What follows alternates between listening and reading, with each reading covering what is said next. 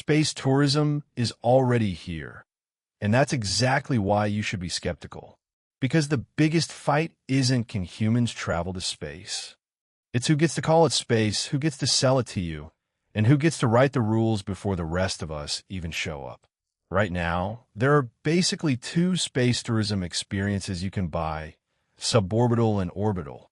Suborbital is the up and down rocket ride. Minutes of weightlessness, a view of Earth's curve, then back.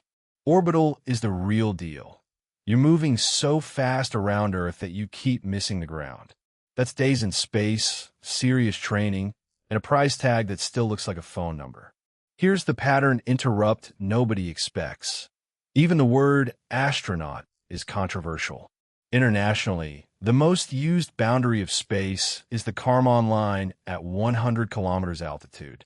Blue Origin's new Shepard generally goes above that. Virgin Galactic's SpaceShipTwo typically goes to the high 80-kilometer range. In the U.S., wings have historically been associated with 50 miles, about 80 kilometers. So by one definition, Virgin passengers go to space, and by another, they don't. If you feel like this argument is petty, it isn't. Definitions decide legitimacy, marketing, metals, and eventually regulations. Now let's talk money, because the future of space tourism is basically the future of cost. Virgin Galactic has publicly priced tickets at about $450,000 per seat in recent years. Blue Origin doesn't post a standard ticket price, but the company has sold at least one seat at auction for $28 million, and widespread reporting has suggested prices could be in the hundreds of thousands per seat. Orbital trips are a different planet financially. Private missions to the International Space Station, arranged by Axiom Space and flown on SpaceX's Crew Dragon, have been widely reported at roughly $55 million per seat. That's not vacation expensive. That's own a jet expensive. And here comes the uncomfortable question. If only the ultra-rich can go, is this progress or just a new kind of gated community floating above the rest of us? But don't click away yet, because there's a second truth that complicates the outrage. The reason governments and companies care about tourists isn't just joyrides. Every paying passenger helps fund the same technologies used for science, national security, weather tracking, GPS, and next-generation spacecraft. Like it or not, luxury demand has historically subsidized early-stage tech. The first airline passengers were wealthy too. The debate is whether space tourism follows that path or becomes the Concorde of space. Iconic, fast, and forever niche. Let's get specific about what you're actually buying today. Suborbital flights give you a few minutes of microgravity, often described as around 3 to 4 minutes, and a view that triggers something people struggle to explain.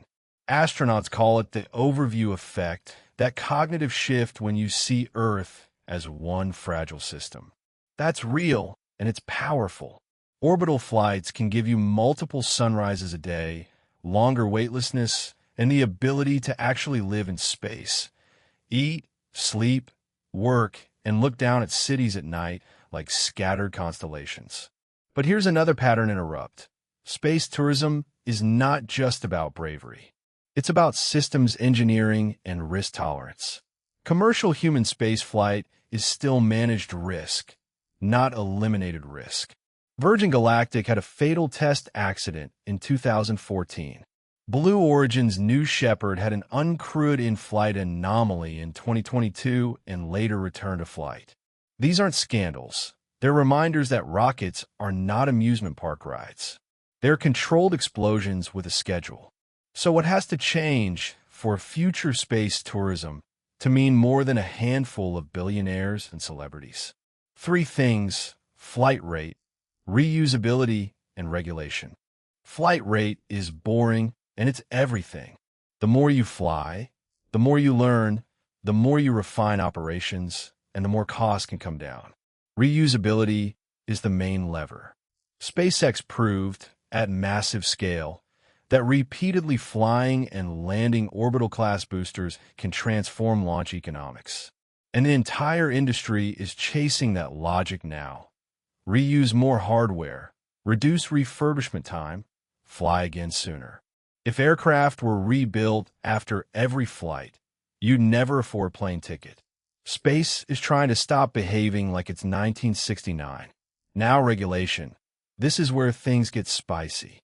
In the U.S., the FAA oversees commercial space launches, but for years there's been a legal learning period that limited how aggressively regulators could impose detailed occupant safety rules on spaceflight participants to avoid freezing innovation too early.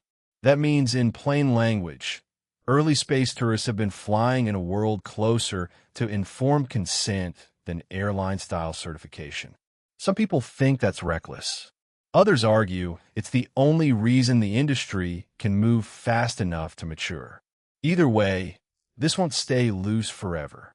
The moment there's a major accident with paying passengers, the regulatory environment could tighten overnight, and that could slow tourism more than any engineering challenge. Now let's hit the environmental controversy, because ignoring it is how you lose the public. Rockets emit CO2, water vapor, and, depending on propellant, soot and other compounds.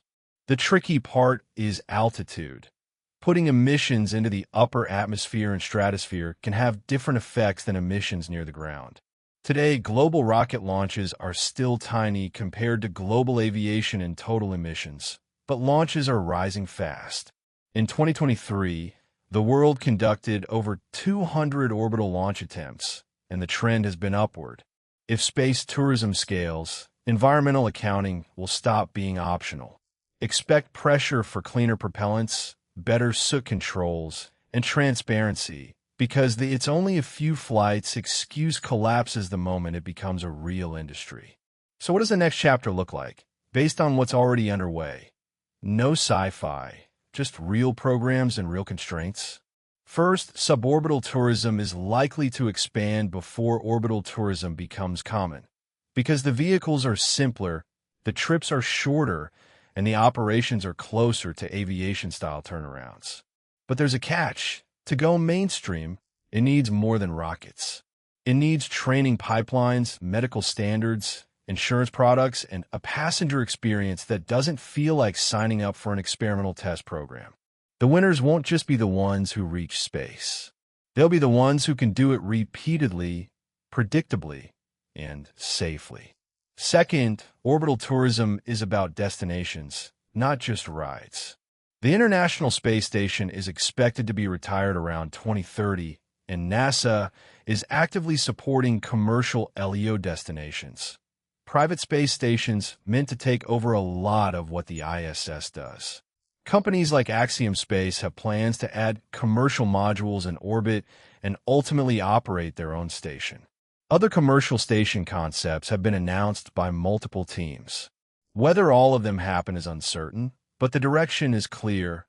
Orbit is moving from single government outpost to a mixed economy of research, manufacturing, and, yes, premium tourism. Third, the future hinges on a brutal reality. Big promises get canceled. If you followed space news, you've seen ambitious private missions announced with cinematic trailers, and then delayed, reshaped, or scrapped. That's not failure. It's what happens when engineering, safety, and financing collide. Space tourism isn't a straight line. It's a series of expensive lessons. So here's my prediction, grounded in what we can actually see. For the next several years, space tourism will grow, but it will remain a luxury market. The real transformation, if it happens, comes only when fully reusable systems dramatically increase flight cadence, and when commercial stations create enough hotel room supply in orbit that prices face real competition. If those two things don't happen, space tourism stays rare. If they do happen, we get a new category of travel that looks less like Apollo and more like early jet age. Still premium, but increasingly reachable. And there's one more twist people miss. The space tourism you'll see explode first might not even be space. High-altitude balloon flights and stratospheric experiences aim to sell the black sky view, without crossing the space boundary. Some people will call that a scam. Others will call it smart, because the view is what many customers actually want, and you can do it with far less risk and potentially lower environmental impact. The fight over what counts as space is about to get louder. If you learn something new, follow for more deep dives that separate hype from reality, because the next decade of space travel will be shaped as much by politics, pricing, and public opinion as by rockets. Now I want to know what you think. Should space tourism be allowed to scale freely as a private luxury industry? Or should governments treat it more like aviation, strictly regulated, tightly limited, and environmentally capped?